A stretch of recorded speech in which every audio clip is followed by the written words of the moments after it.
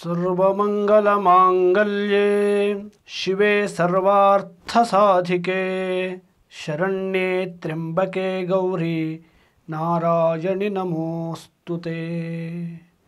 श्रुतिस्मृतिपुराणानाम् आलयं करुणालयं नमामि भगवत्पादं शंकरं लोकशंकरं। भारती करुणापात्रं भारती पदभूषणं भारती पदमारूढ़ं भारती तीर्थमाश्रये। विद्या विनय संपन्नं वीतरागं विवेकिनं वंदे वेदांत तत्वज्ञं विधुशेखर भारती। ಶ್ರೀ ಗುರುಭ್ಯೋ ನಮಃ. ಕಲ್ಯಾಣವೃಷ್ಟಿಸ್ತವದ ಈ ಒಂದು ಅರ್ಥಾನುಸಂಧಾನದಲ್ಲಿ ಸಂಪೂರ್ಣವಾದ ಆ ಕಲ್ಯಾಣವೃಷ್ಟಿ ಸ್ತವದ ಯಾವ ಮುಖ್ಯವಾದಂತಹ ಬೀಜಾಕ್ಷರಗಳನ್ನು ವಿವರಿಸುವ ಭಾಗ ಇದೆಯೋ ಆ ಭಾಗವನ್ನು ಈ ಹಿಂದೆ ನಾವು 15 ಶ್ಲೋಕಗಳಲ್ಲಿ ನೋಡಿದ್ದೇವೆ. ಈ 15 ಶ್ಲೋಕಗಳಲ್ಲಿ ಶಂಕರರು ನಮಗೆ ಏನು ತಿಳಿಸಿಕೊಟ್ಟಿದ್ದಾರೆ ಅಂದರೆ, ಸಂಕ್ಷಿಪ್ತವಾಗಿ ಹೇಳಬೇಕು ಅಂದರೆ ಅಮ್ಮನವರ ಸೇವೆಯ ವಿಶೇಷತೆಯನ್ನು ಹೇಳಿದ್ದಾರೆ. ಆ ಸೇವೆಯನ್ನು ಮಾಡಬೇಕಿದ್ದರೆ ಒಂದು ಪ್ರತೀಕವಾದಂತಹ ಸಗುಣವಾದ ರೂಪ ಬೇಕಾಗತ್ತೆ. ಆ ಸಗುಣವಾದ ರೂಪವನ್ನು ಅಮ್ಮನವರ ಸಗುಣವಾದ ಮೂರ್ತಿಯ ಕಲ್ಪನೆಯನ್ನು ನಮಗೆ ಹೇಗಿರುತ್ತೆ ಅಂತ ಈ ಹಿಂದೆ ತಿಳಿಸಿಕೊಟ್ಟಿದ್ದಾರೆ. ಶ್ರೀಚಕ್ರದಲ್ಲಿ ಅಮ್ಮನವರು ಹೇಗೆ ನೆಲೆ ನಿಂತಿದ್ದಾಳೆ ಅಂತ ತಿಳಿಸಿಕೊಟ್ಟಿದ್ದಾರೆ. ಅಮ್ಮನವರನ್ನು ಕರೆಯುವಂತಹ ಶಬ್ದ ಯಾವುದು ಅಂದರೆ ರೀಂಕಾರ.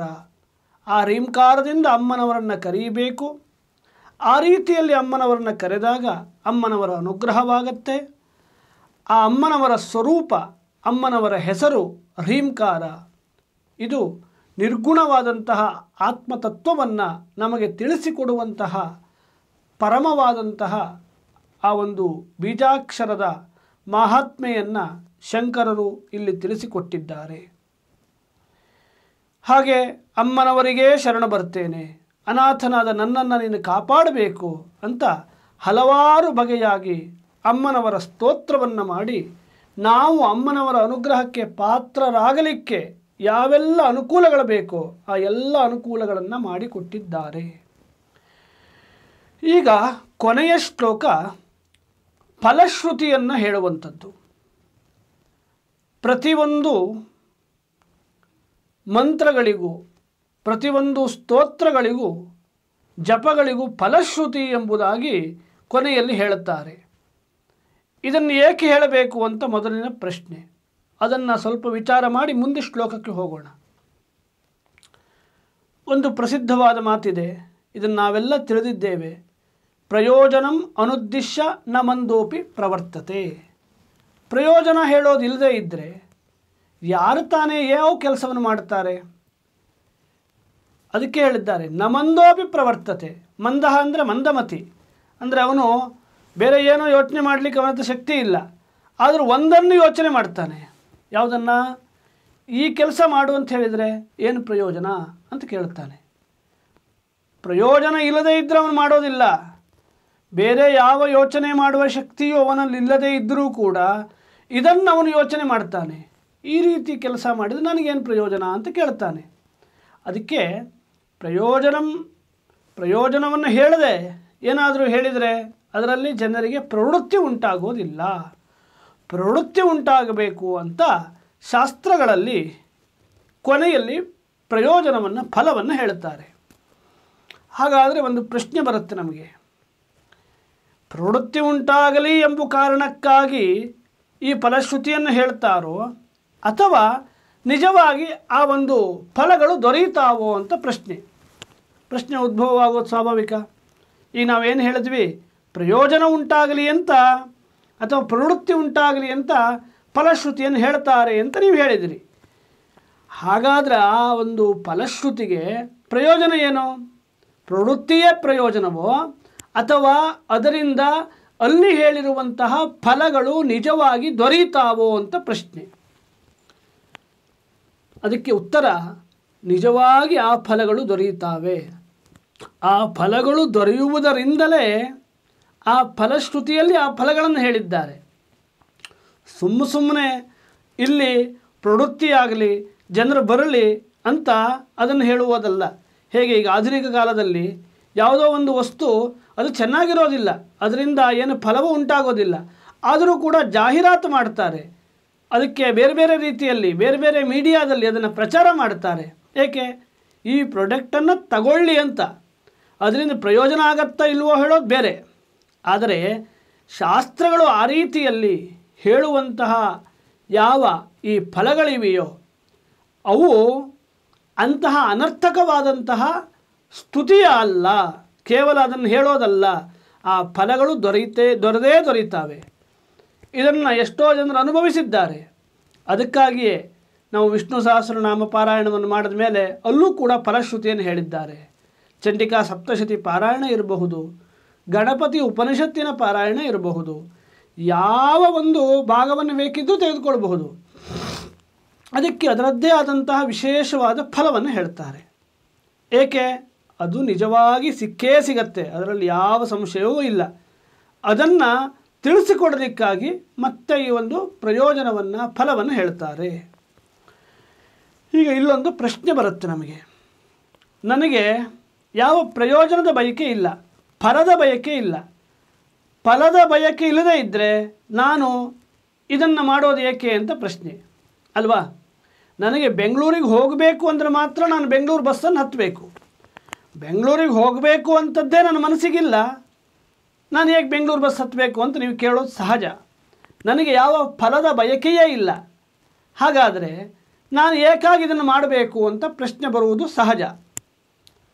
ಪ್ರಯೋಜನ ಇದ್ದರೆ, ಫಲದ ಆಕಾಂಕ್ಷೆ ಇದ್ದರೆ ಈ ಪ್ರವೃತ್ತಿ ನಮಗೆ ಆಗೋದು ಸಹಜ, ಆಗಬೇಕು. ಆದರೆ ಆ ಒಂದು ಫಲದ ಬಯಕೆಯೇ ನಮಗಿಲ್ಲದೆ ಇದ್ದರೆ ನಾವು ಇದನ್ನು ಓದಬೇಕಾ ಬೇಡವೋ, ಈ ಕರ್ಮಗಳನ್ನು ಮಾಡಬೇಕೋ ಬೇಡವೋ ಅಂತ ಪ್ರಶ್ನೆ ಸಾಮಾನ್ಯವಾಗಿ ಎಲ್ಲರಿಗೂ ಬರುತ್ತೆ. ಅದಕ್ಕೆ ಶಾಸ್ತ್ರಕಾರರು ಕೊಡುವಂಥ ಉತ್ತರ ಏನು? ನಮಗೆ ಶಾಸ್ತ್ರಗಳಲ್ಲಿ ಇದಕ್ಕೆ ಏನು ಹೇಳಿದ್ದಾರೆ ಅಂದರೆ, ಯಾವಾತನು ಫಲವನ್ನು ಬಯಸದೆ ಈಶ್ವರಾರ್ಪಣ ಭಾವದಿಂದ ಈ ಒಂದು ಕರ್ಮಗಳನ್ನು ಅಥವಾ ಈ ಸ್ತೋತ್ರವನ್ನು, ಜಪವನ್ನು, ಪೂಜೆಯನ್ನು, ಕೆಲಸವನ್ನು ಮಾಡ್ತಾನೋ ಅವನಿಗೆ ಚಿತ್ತಶುದ್ಧವಾಗತ್ತೆ. ಯಾವ ಪ್ರಯೋಜನ? ಯಾವ ಫಲವನ್ನೂ ಬಯಸದೆ ಆ ಕರ್ಮವನ್ನು ಮಾಡಿದಾಗ ಅವನ ಚಿತ್ತ ಶುದ್ಧವಾಗತ್ತೆ. ಈಗ ನಮಗೆ ಪ್ರಶ್ನೆ, ಚಿತ್ತಶುದ್ಧಿ ಅಂದರೆ ಏನು ಅಂತ. ಚಿತ್ತಶುದ್ಧಿ ಅಂದರೆ ಮನಃಶಾಂತಿ, ಮನಸ್ಸು ಶಾಂತವಾಗಿ ಯಾವುದೇ ಒಂದು ಗೊಂದಲಕ್ಕೆ ಒಳಗಾಗದೆ ಆ ಭಗವಂತನಲ್ಲೇ ಅಥವಾ ನಾವು ಯಾವ ಧ್ಯಾನವನ್ನು, ಯಾವ ಶ್ಲೋಕವನ್ನು, ಯಾವ ದೇವರನ್ನು ಧ್ಯಾನ ಮಾಡ್ತೇವೋ ಆ ಧ್ಯಾನದಲ್ಲೇ ಮನಸ್ಸು ನಿಲ್ಲುವಂಥದ್ದಕ್ಕೆ ಚಿತ್ತಶುದ್ಧಿ ಅಂತ ಹೇಳ್ತೇವೆ. ನಮಗೆ ಚಿತ್ತಶುದ್ಧಿ ಆಯಿತಾ ಇಲ್ವೋ ಅಂತ ನಾವು ಯಾರನ್ನೋ ಕೇಳುವಂತಹ ಅಗತ್ಯತೆ ಇಲ್ಲ. ಏನು ಮಾಡಬೇಕು? ನಾವೇ ನಮ್ಮಲ್ಲಿ ಕೇಳ್ಕೊಳ್ಬೇಕು, ನನ್ನ ಮನಸ್ಸು ಹಾಗೆ ನಿಲ್ತಾ ಇದೆಯಾ ಇಲ್ವೋ ಭಗವಂತನಲ್ಲಿ. ಹೊರಗಡೆ ನನ್ನ ಮನಸ್ಸು ವಿಚಲಿತವಾಗಿ ಚಾಂಚಲ್ಯತೆಯನ್ನು ಹೊಂದಿದೆಯೋ ಹೇಗೆ ಅಂತ ನಮಗೇ ನಾವು ವಿಚಾರ ಮಾಡಿಕೊಂಡ್ರೆ ನಮ್ಮ ಚಿತ್ತ ಎಷ್ಟು ಶುದ್ಧವಾಗಿದೆ ಹೇಳೋದು ನಮಗೆ ಅರ್ಥವಾಗತ್ತೆ. ಇದನ್ನೆಲ್ಲ ಏಕೆ ಹೇಳಲಿಕ್ಕೆ ಬಂದೆ ಅಂದರೆ, ಇಲ್ಲಿ ಹೇಳುವಂತಹ ಫಲಶ್ರುತಿ ಖಂಡಿತವಾಗಿ ಸಿಗತ್ತೆ, ಅದರಲ್ಲಿ ಏನು ಸಂಶಯ ಇಲ್ಲ. ಈ ಸ್ತೋತ್ರದಲ್ಲಿ ಮಾತ್ರ ಅಂತಲ್ಲ, ಶಂಕರರು ಯಾವೆಲ್ಲ ಸ್ತೋತ್ರಗಳನ್ನು ಬರೆದಿದ್ದಾರೋ ಆ ಎಲ್ಲ ಸ್ತೋತ್ರಗಳಿಗೂ ಫಲಶ್ರುತಿಯನ್ನು ಹೇಳಿದ್ದಾರೆ. ಸಾಮಾನ್ಯವಾಗಿ ಆ ಫಲಶ್ರುತಿಗಳು ಖಂಡಿತವಾಗಿ ಸಿಕ್ಕಿದೆ. ಅಂಥವರು ತಮ್ಮ ಅನುಭವವನ್ನು ಎಷ್ಟೋ ಜನ ಹೇಳಿದ್ದಾರೆ ಹೊರತು ಸುಮ್ಮನೆ ಶಂಕರರು ಹೇಳಿದ ಫಲಶ್ರುತಿ ಬರೆಯಲಿಕ್ಕಾಗೋ ಅಥವಾ ಇಲ್ಲಿ ಬರಲಿ ಅಂತ ಎಂಬ ಉದ್ದೇಶಕ್ಕಾಗೋ ಅಲ್ಲ. ಇದನ್ನು ಅರ್ಥ ಮಾಡಿಕೊಳ್ಬೇಕು. ಈ ರೀತಿಯಲ್ಲಿ ಯಾರು ನನಗೆ ಭಗವಂತನ ಅನುಗ್ರಹ ಇದ್ದರೆ ಮಾತ್ರ ಸಾಕುವಂಥ ಫಲವನ್ನು ಬಯಸಿ ಮಾಡ್ತಾರೋ ಅವರು ಆತ್ಮಸಾಕ್ಷಾತ್ಕಾರಕ್ಕೆ ಹತ್ತಿರವಾಗ್ತಾರೆ, ಮೋಕ್ಷವನ್ನು ಪಡೆಯುತ್ತಾರೆ ಎಂಬುದು ಫಲ. ಎರಡೂ ಫಲವಿದೆ. ಒಂದು ಲೌಕಿಕವಾದ ಫಲ. ಆ ಲೌಕಿಕವಾದ ಫಲವನ್ನು ಪಡೆದ ಮೇಲೆ ನಾವೇನು ಮಾಡಬೇಕು? ಆ ಭಗವಂತನ ಅನುಗ್ರಹಕ್ಕೋಸ್ಕರವಾಗಿ ಈ ಒಂದು ಸ್ತೋತ್ರಗಳನ್ನು ಪಾರಾಯಣ ಮಾಡಬೇಕು. ಹೀಗೆ ಫಲಭಾಗದ ವಿಚಾರವನ್ನು ಸ್ವಲ್ಪ ಮಟ್ಟಿಗೆ ನಾನು ತಿಳಿಸ್ಕೊಟ್ಟಿದ್ದೇನೆ. ಈಗ ಆ ಶ್ಲೋಕವನ್ನು ನೋಡೋಣ. ಕೊನೆಯ ಶ್ಲೋಕ ಅತ್ಯಂತ ಚೆನ್ನಾಗಿ ಫಲವನ್ನು ಶಂಕರರು ನಮಗೆ ತಿಳಿಸ್ಕೊಡ್ತಾರೆ. ಯಾವ ಫಲ? ಈ ಕಲ್ಯಾಣ ವೃಷ್ಟಿಸ್ತವವನ್ನು ಪಾರಾಯಣ ಮಾಡುವುದರಿಂದ, ಅದರ ಅರ್ಥಾನುಸಂಧಾನವನ್ನು ಮಾಡುವುದರಿಂದ, ಆ ಸ್ತೋತ್ರದ ಮುಖೇನವಾಗಿ ಅಮ್ಮನವರನ್ನು ಮನಸ್ಸಿನಲ್ಲಿ ಸ್ಮರಣೆ ಮಾಡಿಕೊಳ್ಳೋದ್ರಿಂದ ನಮಗೆ ಯಾವ ಫಲ ದೊರೆಯುತ್ತೆ ಅಂತ ಶಂಕರರು ತಿಳಿಸ್ಕೊಡ್ತಾ ಇದ್ದಾರೆ. 16ನೇ ಶ್ಲೋಕ. ಹ್ರೀಂಕಾರತ್ರಯ ಸಂಪುಟೇನ ಮಹತಾ ಮಂತ್ರೇಣ ಸಂದೀಪಿತಂ ಸ್ತೋತ್ರಂ ಯಃ ಪ್ರತಿವಾಸರಂ ತವ ಪುರೋ ಮಾತರ್ಜಪೇನ್ ಮಂತ್ರವಿತ್ ತಸ್ಯ ಕ್ಷೋಣಿಭುಜೋ ಭವಂತಿ ವಶಗಾ ಲಕ್ಷ್ಮೀಶ್ಚಿರಸ್ಥಾಯಿನಿ ವಾಣಿ ನಿರ್ಮಲ ಸೂಕ್ತಿ ಭಾರ ಭರಿತ ಜಾಗರ್ತಿ ದೀರ್ಘಂ ವಯಃ. ಏನು ಹೇಳ್ತಾ ಇದ್ದಾರೆ? ರೀಂಕಾರತ್ರಯ ಸಂಪುಟೇನ ಮಹತ. ಈ ಶ್ಲೋಕವನ್ನು ನಾನು ಹೇಗೆ ರಚನೆ ಮಾಡಿ ನಿಮಗೆ ನೀಡಿದ್ದೇನೆ ಅಂತ ಶಂಕರರು ಇಲ್ಲಿ ನಮಗೆ ತಿಳಿಸ್ಕೊಡ್ತಾ ಇದ್ದಾರೆ. ಏನು ಹೇಳ್ತಾ ಇದ್ದಾರೆ? ರೀಂಕಾರತ್ರಯ ಸಂಪುಟೇನ ಮಹತ. ಮಹತ ಅತ್ಯಂತ ಮಹತ್ವವನ್ನು ಹೊಂದಿರುವಂತಹ, ಅತ್ಯಂತ ಶಕ್ತಿಯನ್ನು ಹೊಂದಿರುವಂತಹ ಯಾವ ರೀಂಕಾರ ಇದೆಯೋ ಅದರ ಮಹಾತ್ಮೆಯನ್ನೆಲ್ಲ ಹಿಂದೆ ನೋಡಿದ್ದೇವೆ, ಮತ್ತದರ ವಿವರಣೆ ಮಾಡೋದು ಬೇಡ. ರೀಂಕಾರವೇ ಅಮ್ಮನವರ ಹೆಸರು, ರೀಂಕಾರವೇ ಅಮ್ಮನವರ ಸ್ವರೂಪ, ಆ ಶ್ರೀಚಕ್ರದ ಮೂಲವಾದಂತಹ ಬಿಂದುವಿನಲ್ಲಿರುವುದೇ ರೀಂಕಾರದ ಶಕ್ತಿ ಅಂತೆಲ್ಲ ನೋಡಿದ್ದೇವೆ. ಇಂತಹ ಈ ಮಹತ್ತಾದಂತಹ, ಮಹತಾ ಹೆಚ್ಚು ಶಕ್ತಿಯನ್ನು ಹೊಂದಿರುವಂತಹ ರೀಂಕಾರವನ್ನು ಸಂಪುಟಿ ಮಾಡಿ ನಿಮಗೆ ನಾನು ನೀಡಿದ್ದೇನೆ ಅಂತ ಶಂಕರ ಹೇಳ್ತಾ ಇದ್ದಾರೆ. ರೀಂಕಾರತ್ರಯ ಸಂಪುಟೇನ, ಆ ರೀಂಕಾರವನ್ನು 3 ಬಾರಿ ಸಂಪುಟ ಮಾಡಿ ನಿಮಗೆ ಹೇಳಿದ್ದೇನೆ. ರೀಂಕಾರವನ್ನೇ ಸಂಪುಟ ಮಾಡೋದು. ಸಂಪುಟ ಅಂದರೆ ಏನು ಅಂದರೆ ಮಧ್ಯದಲ್ಲಿ ಒಂದು ಅಕ್ಷರ, ಆ ಅಕ್ಷರ ಅಂತ ಇಟ್ಕೊಳ್ಳೋಣ. ಈಗ ರೀಂಕಾರವನ್ನೇ ಇಟ್ಕೊಳ್ಳೋಣ. ರೀಂಕಾರವನ್ನು ಹೇಳಬೇಕು, ರೀಂಕಾರದ ಪಾರಾಯಣ ಆಗಬೇಕು. ಮೊದಲು ಒಂದು ರೀಂಕಾರ ಹೇಳೋದು, ಮಧ್ಯದಲ್ಲಿ ಆ ಜಪವನ್ನು ಹೇಳೋದು, ಮತ್ತೆ ಕೊನೆಯಲ್ಲಿ ಹೇಳೋದು. ಆಗೇನಾಗತ್ತೆ? ಅದು ಸಂಪುಟೀಕರಣ ಅಂತ ಹೇಳ್ತೇವೆ. ಸಂಪುಟೀಕರಣ ಪಾರಾಯಣ, ಸಂಪುಟೀಕರಣ ಜಪ ಅಂತ ಹೇಳ್ತೇವೆ. ಸಂಪುಟಿ ಮಾಡೋದು ಅಂದರೆ ಏನು ಅಂದರೆ ಮಧ್ಯದಲ್ಲಿ ಒಂದನ್ನು ಇಡೋದು, ಮೇಲೆ ಮತ್ತು ಕೆಳಗೆ ಅದನ್ನು ಮುಚ್ಚೋದು. ಹೇಗೆ ಮೌಲ್ಯವಾದಂತಹ ವಸ್ತುವನ್ನು ಮಧ್ಯದಲ್ಲಿಟ್ಟು ಕೆಳಗೆ ಮತ್ತು ಮೇಲೆ ನಾವು ಅದನ್ನು ಕಾಣದೇ ಇರುವಂತೆ ಸಂಪುಟಿ ಮಾಡ್ತೇವೋ, ಮುಚ್ಚುತ್ತೇವೋ, ಅದು ಗೌಪ್ಯವಾಗಿರುವಂತೆ ನೋಡ್ಕೊಳ್ಳುತ್ತೇವೋ, ಅದಕ್ಕೆ ಸಂಪುಟಿ ಅಂತ ಕರೀತಾರೆ. ಈ ಗೌಪ್ಯವಾದಂತಹ ರೀಂಕಾರವನ್ನು ಯಾವುದರಿಂದ ಸಂಪುಟ ಮಾಡಿದ್ದೇನೆ ಅಂದರೆ ಆ ಗೌಪ್ಯವಾದ ರೀಂಕಾರದಿಂದಲೇ ಸಂಪುಟ ಮಾಡಿದ್ದೇನೆ ಅಂತ ಹೇಳ್ತಾ ಇದ್ದಾರೆ. ಈ ಚಂಡಿಕಾ ಪಾರಾಯಣಾದಿಗಳನ್ನು ಸಂಪುಟೀಕರಣ ಪಾರಾಯಣ ಅಂತ ನಾವು ಮಾಡ್ತೇವೆ. ಅಲ್ಲಿ ಹೇಗೆ ಮಾಡ್ತೇವೆ ಅಂದರೆ ಆರಂಭವಾಗತ್ತೆ ಸಾವರ್ಣಿ ಸೂರ್ಯತನಯೋ ಯೋ ಮನಃ ಕತ್ಯತೇಷ್ಟಮಃ ಇತ್ಯಾದಿಯಾಗಿ. ಸರ್ವಮಂಗಲ ಮಾಂಗಲ್ಯ ಶ್ಲೋಕದಿಂದ ಸಂಪುಟಿ ಮಾಡಬೇಕು ಅಂದರೆ ಮೊದಲು ಸರ್ವಮಂಗಲ ಮಾಂಗಲ್ಯೆ ಶಿವೆ ಸರ್ವಾರ್ಥ ಸಾಧಿಕೆ ಶರಣ್ಯೆ ತ್ರ್ಯಂಬಕೆ ಗೌರಿ ನಾರಾಯಣಿ ನಮೋಸ್ತುತೆ ಅಂತ ಹೇಳಿ, ಮತ್ತೆ ಸಾವರ್ಣಿ ಸೂರ್ಯತನಯೋ ಯೋ ಮನುಃ ಕತ್ಯತೇಷ್ಟಮಃ ನಿಶಾಮಯ ತದುತ್ಪತ್ತಿಂ ವಿಸ್ತರಾದ್ಗತತೋ ಮಮ ಅಂತ ಹೇಳಿ, ಮತ್ತೆ ಸರ್ವಮಂಗಲ ಮಾಂಗಲ್ಯೆ ಶಿವೆ ಸರ್ವಾರ್ಥ ಸಾಧಿಕೆ ಶರಣ್ಯೆ ತ್ರ್ಯಂಬಕೆ ಗೌರಿ ನಾರಾಯಣಿ ನಮೋಸ್ತುತೆ ಅಂತ ಏನು 700 ಶ್ಲೋಕ ಇದೆಯೋ ಆ 700 ಶ್ಲೋಕಗಳಿಗೆ ಮೊದಲು ಮತ್ತು ಕೊನೆಯಲ್ಲಿ ಆ ಸರ್ವಮಂಗಲ ಮಾಂಗಲ್ಯ ಶ್ಲೋಕವನ್ನು ಹೇಳಬೇಕು. ಒಟ್ಟು ಎಷ್ಟು ಬಾರಿ ಹೇಳಬೇಕಾಗಿತ್ತು? 700 ಇಂಟು 2 ಅಂದರೆ ಮೊದಲೊಂದು ಬಾರಿ ಕೊನೆಗೊಂದು ಬಾರಿ, 1400 ಬಾರಿ ಸರ್ವಮಂಗಲ ಮಾಂಗಲ್ಯ ಶ್ಲೋಕವನ್ನು ಹೇಳಬೇಕಾಗತ್ತೆ. ಇದಕ್ಕೆ ಸಂಪುಟಿ ಅಂತ ಕರೀತಾರೆ. ಇದು ಮನಸ್ಸಿಗೆ ಹೋಗಲಿ ಅಂತ ಇದನ್ನು ವಿವರಣೆ ಮಾಡಿದ್ದು. ಈ ರೀಂಕಾರದಿಂದಲೇ ಸಂಪುಟಿ ಮಾಡಿದ್ದಾರೆ. ರೀಂಕಾರವನ್ನು ಮೊದಲು ರೀಂಕಾರ, ಮಧ್ಯದಲ್ಲಿ ರೀಂಕಾರ, ಕೊನೆಯಲ್ಲಿ ರೀಂಕಾರ. ಅಂದರೆ ರೀಂಕಾರವನ್ನು ಸಂಪುಟಿಯನ್ನು ಬೇರೆ ಯಾವುದೋ ಮಂತ್ರದಿಂದ ಮಾಡ್ತಾ ಇರೋದಲ್ಲ, ರೀಂಕಾರದಿಂದಲೇ ಮಾಡ್ತಾ ಇದ್ದಾರೆ. ರೀಂಕಾರತ್ರಯ ಸಂಪುಟೇನ ಮಹತಾ ಮಂತ್ರೇಣ ಸಂದೀಪಿತಂ. ಮಂತ್ರೇಣ ಸಂದೀಪಿತಂ. ಈ ರೀಂಕಾರದ ರೀಂಕಾರವನ್ನು ಸಂಪುಟಿ ಮಾಡಿದ್ದೇನೆ. ಯಾವ ಮಂತ್ರದಿಂದ ಅಂದರೆ ಈ ಪಂಚದಶಿ ಮಂತ್ರವನ್ನು ಇಲ್ಲಿ ಸಂಪುಟಿ ಮಾಡಿ ಈ ಶ್ಲೋಕವನ್ನು ಕೊಟ್ಟಿದ್ದೇನೆ. ಸಂದೀಪಿತಂ, ಚೆನ್ನಾಗಿ ಹೊಳೆಯುತ್ತಿರುವಂತಹ ಕಾಂತಿಯುತವಾದಂತಹ ಈ ಒಂದು ಶ್ಲೋಕವನ್ನು ಮುಂದೆ ಹೇಳ್ತಾರೆ. ಸ್ತೋತ್ರಂ, ಸ್ತೋತ್ರಂ ಅಂದರೆ ಯಾವುದನ್ನು? ಈ ಕಲ್ಯಾಣ ವೃಷ್ಟಿ ಸ್ತವವೆಂಬ ಸ್ತೋತ್ರವನ್ನು ಏನು ಮಾಡಬೇಕು? ಸ್ತೋತ್ರಂ ಯಃ ಪ್ರತಿವಾಸರಂ, ಪ್ರತಿನಿತ್ಯವೂ ಯಹ ಯಾವಾತನು, ಪ್ರತಿನಿತ್ಯವೂ ಯಾವಾತನು ಈ ರೀಂಕಾರದಿಂದ ಸಂಪುಟಿಯಾದಂತಹ ಆ ಪಂಚದಶಿ ಮಹಾಮಂತ್ರದ ವಿವರಣಾ ರೂಪವಾದಂತಹ ಈ ಒಂದು ಕಲ್ಯಾಣ ವೃಷ್ಟಿ ಸ್ತೋತ್ರವನ್ನು ತವ ಪುರೋ, ಅಮ್ಮನವರ ಎದುರುಗಡೆ ಯಾರು ಹೇಳ್ತಾರೋ, ಮಾತಃ ತವ ಪುರೋ, ಹೇ ಮಾತಃ ನಿನ್ನ ಎದುರುಗಡೆ ಯಾರು ಹೇಳ್ತಾರೋ, ಜಪೇನ್ ಮಂತ್ರವಿತ್, ಹೇಗೆ ಸುಮ್ಮನೆ ಹೇಳೋದಲ್ಲ, ಈ ಪಂಚದಶಿ ಮಂತ್ರದ ವಿಶೇಷವಾದಂತಹ ಅರ್ಥವನ್ನು ನಮಗೆ ಅಮ್ಮನವರು ಎಷ್ಟು ಶಕ್ತಿಯನ್ನು ಕೊಡ್ತಾಳೋ ಅಷ್ಟರ ಮಟ್ಟಿಗೆ ಅದರ ಅರ್ಥವನ್ನು ತಿಳ್ಕೊಳ್ಬೇಕು ಅಂತ ಇಲ್ಲಿ ಹೇಳ್ತಾ ಇದ್ದಾರೆ. ಈ ಅರ್ಥವನ್ನು ತಿಳ್ಕೊಳ್ಬೇಕು ಅಂತ ನಾವು ಏನು ವಿವರಣೆ ಮಾಡ್ತಾ ಇದ್ದೇವಲ್ವ, ಅದರ ಅರ್ಥವನ್ನು ಇಲ್ಲೇ ನೋಡಬಹುದು. ಮಂತ್ರ ವಿತ್, ವಿತ್ ಅಂದರೆ ವೇದನೆ, ತಿಳ್ಕೊಳ್ಳೋದು. ಆ ಮಂತ್ರದ ಅರ್ಥವನ್ನು ಸ್ವಲ್ಪ ಮಟ್ಟಿಗೆ ತಿಳ್ಕೊಂಡು ಈ ಸ್ತೋತ್ರದ ಅರ್ಥವನ್ನು ತಿಳ್ಕೊಳ್ತಾ ಯಾರು ಈ ಸ್ತೋತ್ರ ಪಾರಾಯಣವನ್ನು ಮಾಡ್ತಾರೋ ಅವರಿಗೇನು ಅಂತ ಮುಂದೆ ಹೇಳ್ತಾರೆ. ಅವರಿಗೇನು ಅಂತ ಪ್ರಶ್ನೆ ಅಲ್ವಾ, ಅದರ ಫಲವನ್ನು ಈಗ ಹೇಳ್ತಾರೆ ಕೊನೆ 2 ಪಂಕ್ತಿಯಲ್ಲಿ. ತಸ್ಯ, ಅವನಿಗೆ, ಯಹ ಅಂತ ಹೇಳಿದ್ದಾರಲ್ವ, ಯಾವಾತನು, ಯಹ ಅಂದರೆ ತಸ್ಯ ಅವನಿಗೆ ಏನಾಗತ್ತೆ? ಕ್ಷೋಣೀಭುಜೋ ಭವತಿ ವಶಗಾಹ, ಕ್ಷೋಣೀಭುಜ, ಕ್ಷೋಣೀಭುಜ ಅಂದರೆ ಏನರ್ಥ?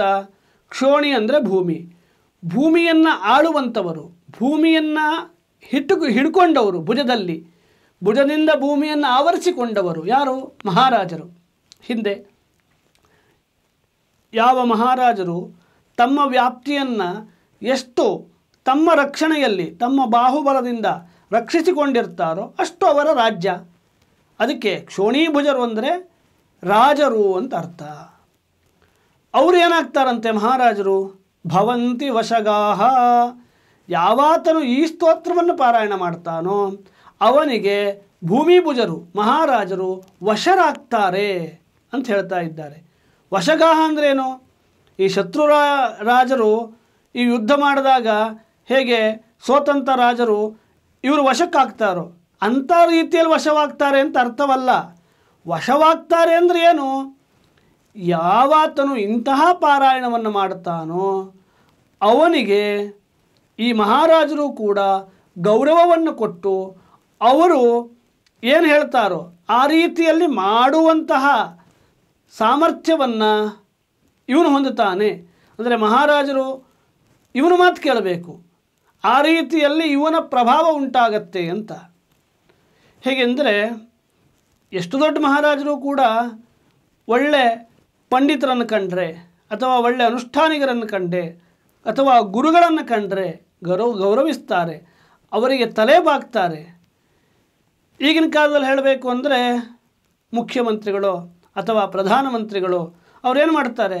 ಅವರು ಎಷ್ಟು ದೊಡ್ಡ ಉನ್ನತಿಯಲ್ಲಿ ಇದ್ದರೂ ಕೂಡ ಅವರು ಪ್ರಧಾನಮಂತ್ರಿ ಆಗಬಹುದು, ಆದರೆ ಗುರುಗಳ ಮುಂದೆ ತಲೆ ಬಾಗ್ತಾರೆ.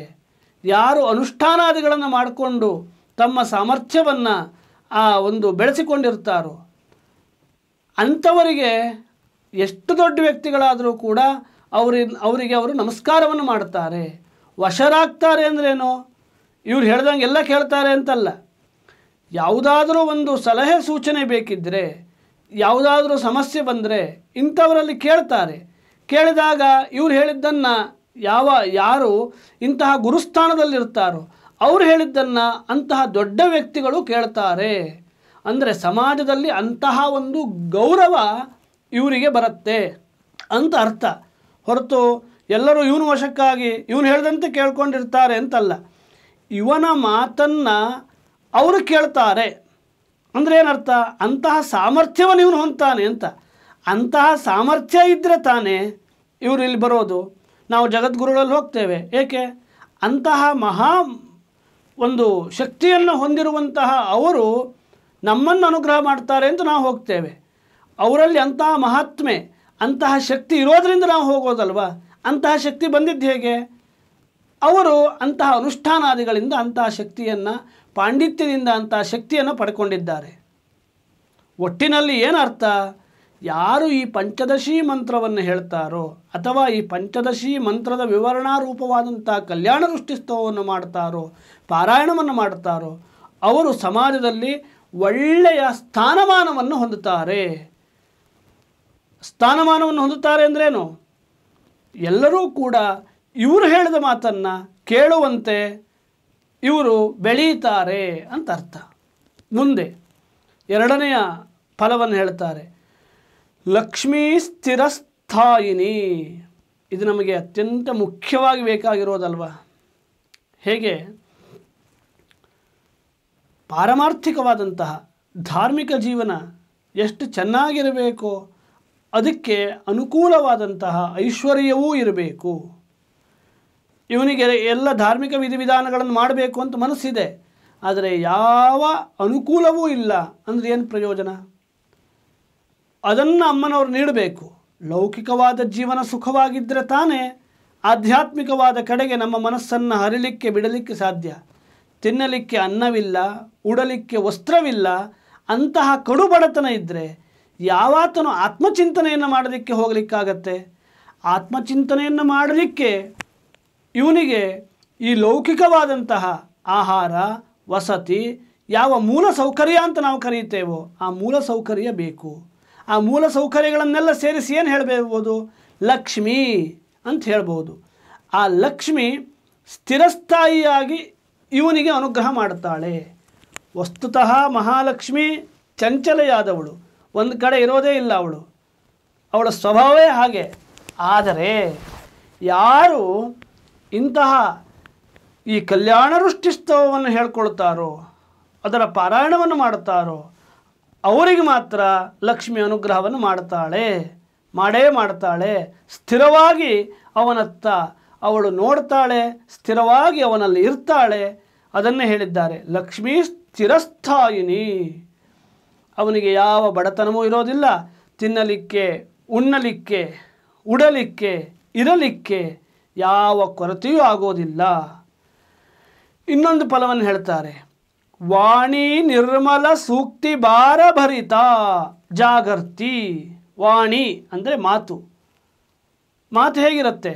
ಈ ಹಿಂದೂ ಕೂಡ ಹೇಳಿದ್ದಾರೆ, ಅವನು ಒಳ್ಳೆ ವಾಗ್ಮಿ ಆಗ್ತಾನೆ ಅಂತ. ಮತ್ತೆ ಅದು ಪಂಚದಶಿ ಮಂತ್ರದ ಮಹಾತ್ಮೆಯನ್ನು, ರೀಂಕಾರದ ಮಹಾತ್ಮೆಯನ್ನು ಹೇಳ್ತಾ ಹೇಳಿರೋದು.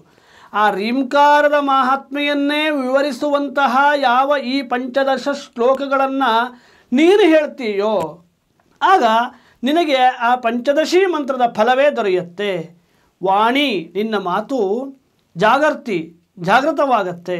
ಹೇಗೆ? ಸುಮ್ಮನೆ ಜಾಗೃತಿ ಆಗಲ್ಲ, ನಿರ್ಮಲ ಸೂಕ್ತಿ ಭಾರಭರಿತ. ಒಳ್ಳೆ ಮಾತಾಡ್ತೀಯ, ನಿನ್ನ ಮಾತು ತೂಕದಿಂದ ಕೂಡಿರುತ್ತೆ, ಭಾರಭರಿತ. ಎಷ್ಟೋ ಜನರು ಇರ್ತಾರೆ, ಏನೇನೋ ಮಾತಾಡ್ತಿರ್ತಾರೆ, ಆದರೆ ಅದನ್ನು ಯಾರೂ ಪ್ರಪಂಚದಲ್ಲಿ ಕೇಳಿಸ್ಕೊಳ್ಳೋದೇ ಇಲ್ಲ. ಏಕೆ? ಆ ಮಾತಿಗೆ ತೂಕ ಇರೋದಿಲ್ಲ. ತೂಕ ಇರೋದು ಅಂದರೆ ಏನು? ಏನು ಹೇಳಬೇಕು ಅದನ್ನೇ ಹೇಳಬೇಕು, ಅದನ್ನು ಬಿಟ್ಟು ಬೇರೆ ಹೇಳಬಾರ್ದು. ಎಷ್ಟು ಮಾತಾಡಬೇಕೋ ಅದು ಮುತ್ತಿನಲ್ಲಿ ಕಟ್ಟಿಸಿ ಇರುವಂತೆ ಇರಬೇಕು. ಆ ಒಂದು ಮಾತು, ಅಂತಹ ಮಾತಿನ ಕಲೆ, ಅಂತಹ ಶಕ್ತಿ ಬರೋದು ಹೇಗೆ? ಈ ಒಂದು ಸ್ತೋತ್ರ ಪಾರಾಯಣದಿಂದ. ಅಂತಹ ಶಕ್ತಿಯನ್ನು ಅಮ್ಮನವರು ವಾಕ್ಶಕ್ತಿಯನ್ನು ನೀಡುತ್ತಾಳೆ. ನಮ್ಮ ಮಾತು ಅತ್ಯಂತ ನಿರ್ಮಲವಾಗತ್ತೆ, ಅತ್ಯಂತ ಶುದ್ಧವಾಗತ್ತೆ. ಕೇಳಿದರೆ ಮತ್ತೆ ಮತ್ತೆ ಕೇಳ್ತಾ ಇರಬೇಕು ಅಂತ ಅನಿಸುತ್ತೆ. ಅಂತಹ ಶಕ್ತಿಯನ್ನು ಅಮ್ಮನವರು ನೀಡ್ತಾಳೆ. ಮತ್ತು ಆ ಮಾತಿಗೆ ತೂಕ ಇರುತ್ತೆ. ಇವನು ಒಂದು ಮಾತಾಡಿದರೆ 100 ಜನ ಕೇಳ್ತಾರೆ. ಅಂತಹ ಶಕ್ತಿಯನ್ನು ಅಮ್ಮನವರು ನೀಡ್ತಾಳೆ. ಹೌದು, ಇದೆಲ್ಲ ಇದೆ. ನನಗೆ ಸಮಾಜದಲ್ಲಿ ಒಳ್ಳೆಯ ಗೌರವ ಇದೆ, ಲಕ್ಷ್ಮಿ ಚೆನ್ನಾಗಿದ್ದಾಳೆ, 100 ಜನ ನನ್ನ ಮಾತು ಕೇಳ್ತಾರೆ, ಅಂತಹ ಒಂದು ಸಾಮರ್ಥ್ಯ ನನಗಿದೆ. ಆದರೆ ಆಯುಷ್ಯವೇ ಚೆನ್ನಾಗಿಲ್ಲ, ಆರೋಗ್ಯವೇ ಚೆನ್ನಾಗಿಲ್ಲ ಅಂದರೆ ಏನು ಪ್ರಯೋಜನ ಅಲ್ವಾ? ದೀರ್ಘವಾದಂತಹ ಕಾಲದಲ್ಲಿ ಬದುಕಿದ್ದಾಗ ಇವೆಲ್ಲ ಇದ್ದರೆ ಪ್ರಯೋಜನವಾಗತ್ತೆ. ಆಯುಷ್ಯ ಗಟ್ಟಿ ಇಲ್ಲದೆ ಇದ್ದರೆ, ಇವನು ದೀರ್ಘಾಯು ಆಗದೇ ಇದ್ದರೆ ಇದೆಲ್ಲ ಇದೇನು ಪ್ರಯೋಜನ ಅಲ್ವಾ? ಅದು ಅತ್ಯಂತ ಮುಖ್ಯ. ಆದ್ದರಿಂದ ಅದನ್ನೂ ನೀಡ್ತಾಳೆ ಅಮ್ಮನವರು ಅಂತ ಹೇಳ್ತಾರೆ. ದೀರ್ಘಂ ವಯಃ, ದೀರ್ಘವಾದ ಆಯುಷ್ಯವನ್ನು ನೀಡುತ್ತಾಳೆ. ನಮಗೆ ಈ ಒಂದು ಜನ್ಮ ಉಂಟಾಗಲಿಕ್ಕೆ ಎಷ್ಟು ಕರ್ಮ ಇದೆಯೋ, ಅಂದರೆ ಎಷ್ಟು ವರ್ಷ ನಾವು ಬದುಕಬೇಕು ಅಂತ ಮೊದಲು ಭಗವಂತ ಸಂಕಲ್ಪ ಮಾಡಿ ನಮಗೆ ಈ ಜನ್ಮವನ್ನು ಕೊಟ್ಟಿದ್ದಾನೋ ಅಷ್ಟು ಕಾಲ ನಾವು ಬದುಕ್ತೇವೆ. ನಮಗೆ ಅಕಾಲಿಕವಾದ ಮರಣ ಉಂಟಾಗೋದಿಲ್ಲ, ರೋಗದ ಭಯ ಇರೋದಿಲ್ಲ. ಯಾರು ಈ ಶ್ಲೋಕವನ್ನು ಪ್ರತಿನಿತ್ಯ ಪಾರಾಯಣವನ್ನು ಮಾಡ್ತಾರೋ ಅವರಿಗೆ ಆಯುಷ್ಯ ಉಂಟಾಗತ್ತೆ, ಆರೋಗ್ಯ ಉಂಟಾಗತ್ತೆ, ಧನ ಕನಕ ಐಶ್ವರ್ಯ, ಸಮಾಜದಲ್ಲಿ ಒಳ್ಳೆಯ ಗೌರವ, ಒಳ್ಳೆಯ ಮಾತು ಎಲ್ಲವೂ ಉಂಟಾಗತ್ತೆ ಅಂತ ಈ ಶ್ಲೋಕದ ಫಲಶ್ರುತಿಯನ್ನು ಅತ್ಯಂತ ಚೆನ್ನಾಗಿ ಶಂಕರರು ನಮಗೆ ತಿಳಿಸ್ಕೊಟ್ಟಿದ್ದಾರೆ. ಇದು ಕೇವಲ ಅರ್ಥವಾದ ರೂಪವಾಗಿ, ಅಂದರೆ ಜಾಹೀರಾತು ಮಾಡ್ತಾರಲ್ವ, ಆ ರೀತಿಯ ಫಲವಲ್ಲ. ಖಂಡಿತವಾಗಿ ಇದರ ಫಲ ನಾವು ಪ್ರತಿಯೊಬ್ಬರೂ ಅನುಭವಿಸಬಹುದು. ಯಾರು ಮನಸ್ಸಿನಿಂದ ಈ ಶ್ಲೋಕದ ಪಾರಾಯಣವನ್ನು ಅರ್ಥಾನುಸಂಧಾನ ಪೂರ್ವಕವಾಗಿ ಮಾಡ್ತಾರೋ ಅವರಿಗೆ ಖಂಡಿತವಾಗಿ ಉಂಟಾಗತ್ತೆ. ಆ ಹಿನ್ನೆಲೆಯಲ್ಲೇ ನನಗೆ ತೋಚಿದಂಥ ರೀತಿಯಲ್ಲಿ ಆ ಜಗದ್ಗುರುಗಳ ಸೇವೆ ಎಂಬ ಮನೋಭಾವದಿಂದ ಈ ಶ್ಲೋಕಗಳ ಅರ್ಥವನ್ನು ಹೇಳುವ ಪ್ರಯತ್ನವನ್ನು ಮಾಡಿದ್ದೇನೆ. ತುಂಬ ವಿಸ್ತಾರವಾದಂಥ ವಿವರಣೆ ಆಯಿತು ಅಂತ ಅಂದ್ಕೊಳ್ತೇನೆ. ಏಕೆಂದರೆ ಈ 15 ಶ್ಲೋಕಗಳನ್ನು ವಿವರಿಸಲಿಕ್ಕೆ ಸಾಧಾರಣವಾಗಿ 15 ದಿವಸಗಳೇ ಸಂಧಿ ಹೋಗಿದ್ದಾವೆ. ಯಾರೆಲ್ಲ ತಾಳ್ಮೆಯಿಂದ ಈ ಒಂದು ವಿವರಣೆಯನ್ನು ಕೇಳಿದ್ದೀರೋ, ಇದನ್ನು ನೋಡಿದ್ದೀರೋ, ಅವರಿಗೆ ಏನಾದರೂ ಉಪಯೋಗ ಆದರೆ ನಿಮಗೆ ಈ ನನ್ನ ಒಂದೆರಡು ಮಾತುಗಳಿಂದ ಈ ಒಂದು ಸ್ತೋತ್ರಗಳ ಅರ್ಥ ಸ್ವಲ್ಪ ಮಟ್ಟಿಗಾದರೂ ತಿಳಿದರೆ ನೀವು ಅದನ್ನು ಕಾಮೆಂಟ್ ಮಾಡಿ, ವಿಡಿಯೋದಲ್ಲಿ ಕೊನೆಯಲ್ಲಿ ಕಾಮೆಂಟ್ ಮಾಡಿ ನನಗೆ ಅರ್ಥ ಆಯಿತು, ಇದರಿಂದ ಪ್ರಯೋಜನ ಆಯಿತು ಅಂತ ತಿಳಿಸಿ. ಮತ್ತು ಇದನ್ನು 4 ಜನಕ್ಕೆ ತಿಳಿಯುವಂತೆ ಮಾಡಿ. ಏಕೆಂದರೆ ಜಗದ್ಗುರುಗಳು ಹಾಗೂ ಎಡತೊರೆ ಮಠದ ಗುರುಗಳು ಈ ಒಂದು ಸ್ತೋತ್ರದ ಅಭಿಯಾನವನ್ನು ತುಂಬ ವಿಸ್ತಾರವಾಗಿ ಮಾಡ್ತಾ ಇದ್ದಾರೆ. ಮುಂದೆ ಅಕ್ಟೋಬರ್ ತಿಂಗಳ ಕೊನೆಯ ಭಾಗದಲ್ಲಿ ಈ ಸ್ತೋತ್ರದ ಮಹಾ ಸಮರ್ಪಣೆ ಬೆಂಗಳೂರಿನಲ್ಲೂ ನಡೆಯಲಿಕ್ಕಿದೆ.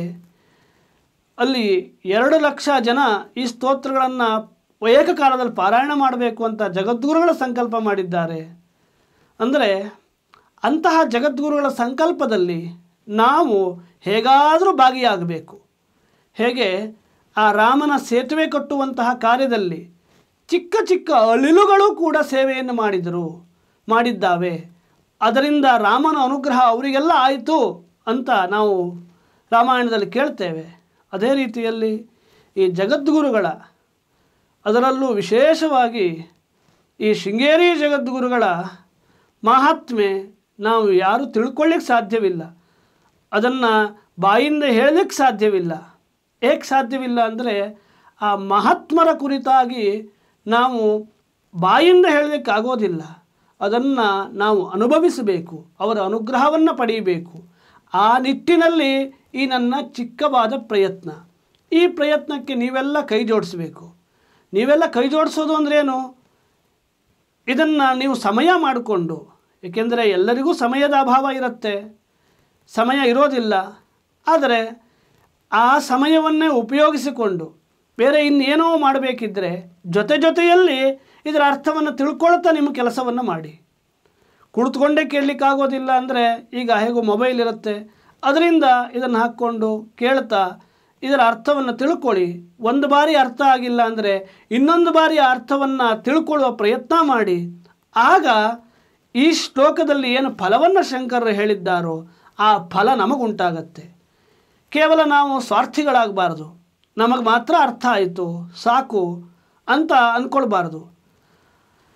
ಅದಕ್ಕೆ ಮೊನ್ನೆ ಗುರುಗಳು ಹೇಳಿದ್ದಾರೆ, ನಾವು ಇನ್ನು 10 ಜನರನ್ನು ಕರೆತರಬೇಕು. ಒಳ್ಳೆಯ ಕೆಲಸ ಮಾಡ್ತಾ ಇರೋದು, ಇದರಲ್ಲಿ ಏನು ಸಂಕೋಚ ಪಡುವಂಥ ಅಗತ್ಯತೆ ಇಲ್ಲ. ಅಂತಹ ಒಳ್ಳೆಯ ಕೆಲಸ ಮಾಡಬೇಕಿದ್ದರೆ ಇನ್ನು 10 ಜನರನ್ನು ನಾವು ಪ್ರೇರೇಪಿಸ್ತಾ ಆ ಕೆಲಸವನ್ನು ಮಾಡಿದಾಗ ನಮಗೆ ಇನ್ನೂ ಹೆಚ್ಚಿನ ಪ್ರಯೋಜನವಾಗತ್ತೆ. ಆ ನಿಟ್ಟಿನಲ್ಲಿ ನೀವು ಕೂಡ ಹೆಚ್ಚಿನ ಜನರಿಗೆ ಇದನ್ನು ಶೇರ್ ಮಾಡಿ ಅವರಿಗೂ ತಲುಪಿಸಿ ಅಂತ ಹೇಳಿ ಈ ಒಂದು ವಿಚಾರವನ್ನು ಮುಗಿಸ್ತಾ ಇದ್ದೇನೆ. ಶ್ರುತಿಸ್ಮೃತಿ ಪುರಾಣಾನಾಂ ಆಲಯಂ ಕರುಣಾಲಯಂ ನಮಾಮಿ ಭಗವತ್ಪಾದಂ ಶಂಕರಂ ಲೋಕಶಂಕರಂ.